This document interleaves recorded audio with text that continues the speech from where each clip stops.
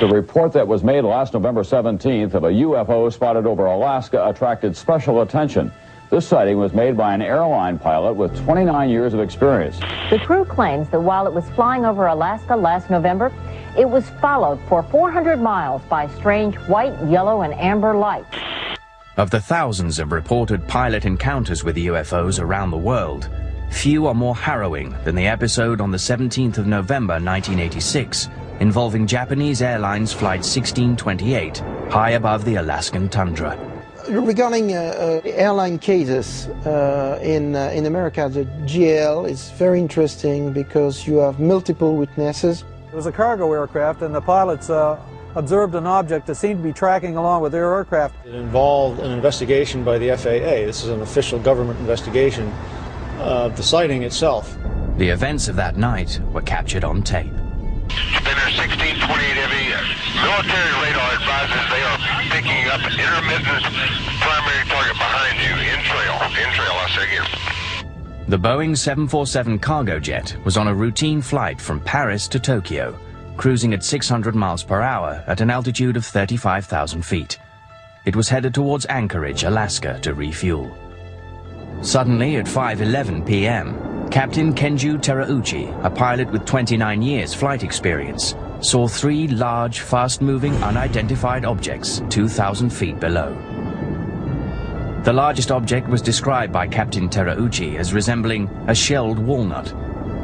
Captain Terauchi said that the main craft was twice the size of an American aircraft carrier.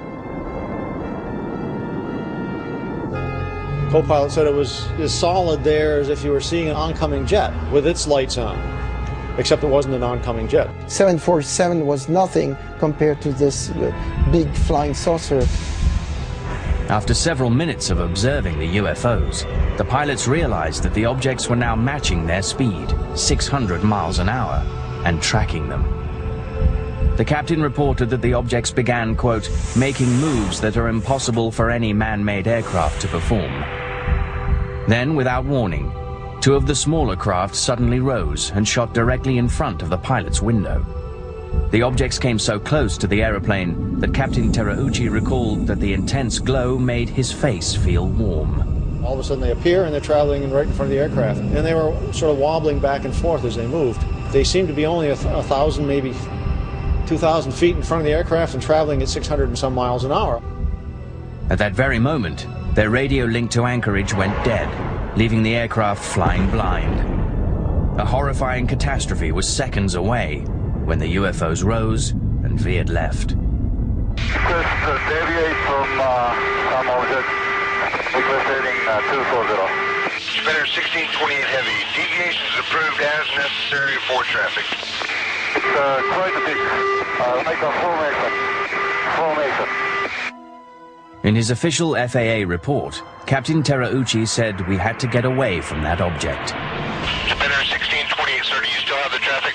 Disappear, Spinner 1628. Spinner 1628, I understand you do not see the traffic any longer. Okay. Moments later, an urgent message came in from Elmendorf Air Force Base.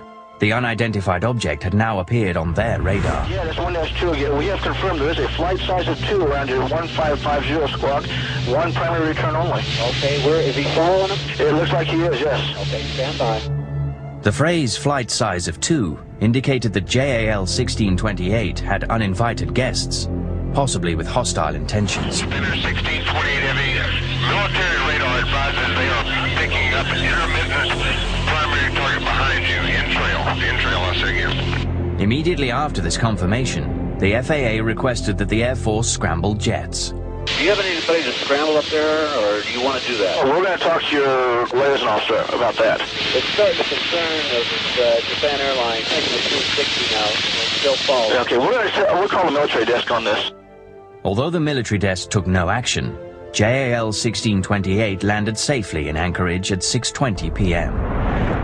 Extensive media coverage around the world has helped make this incident one of the most widely reported UFO cases in history. The JAL case continues to inspire debate about the nature and intent of the objects that tracked the 747. To this day, it remains a mystery. The Japan Airlines 747 had a saucer go around it. The papers mysteriously disappeared from the FAA office. The 30th of January 1987. Only 2 months after the JAL report, a similar UFO event took place in Alaskan skies. But this one involved the US military. A US Air Force KC-135, flying from Elmendorf Air Base in Anchorage to Eielson Air Force Base near Fairbanks, reported a chilling UFO-related incident at 20,000 feet. Traffic force around 1 o'clock. Can't really tell the distance. Seems to be about low altitude. Reactor 29, negative. I have no traffic near 1 o'clock.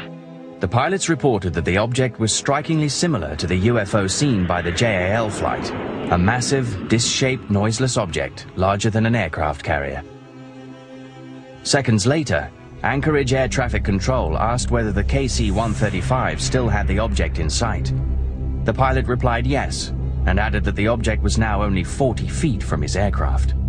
The recent incident involving JAL Flight 1628 even came up in their cockpit recording. We're from California, just visiting up here. People see this sort of thing a lot other than the Japan airline type. Actor 29 is very rare seeing the lights up there. 30 minutes later, the Anchorage control tower passed on a message from the local FAA office. Actor 29, the quality assurance staff at the Anchorage Center here requests you give them a call after you land at Eielson. That is concerning the object we're looking at? Affirmative, sir. I think pilots make especially good UFO witnesses. They know what's normal in the sky and what isn't. They've seen all different kinds of airplanes routinely. When a pilot reports a UFO, there's a better than average chance that that's what it was.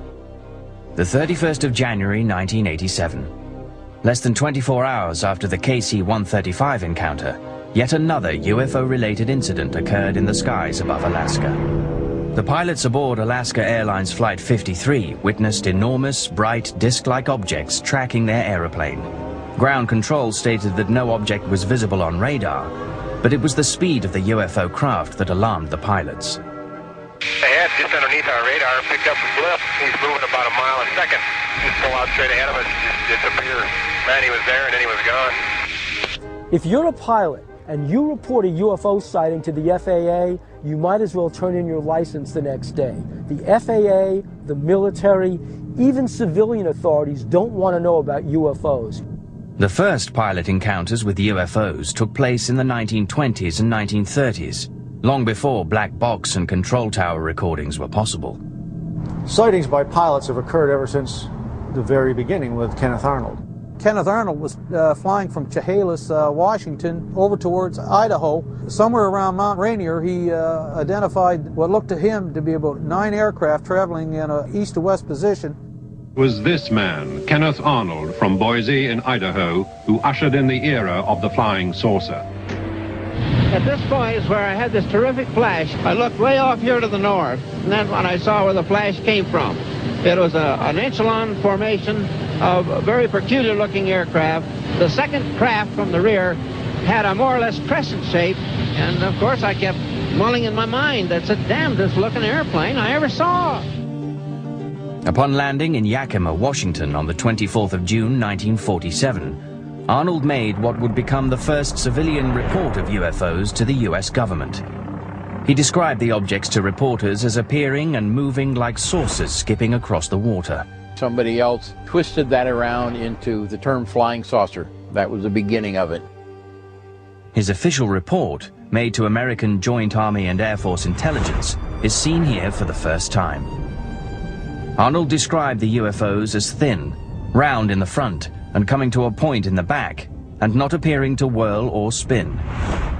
He watched the craft flip and flash in the sun, and commented that the more I observed these objects, the more upset I became, as I am accustomed and familiar with most all objects flying. The Arnold case was extremely significant in that prior to it, there had been no talk publicly about disc-shaped, shiny objects flying around.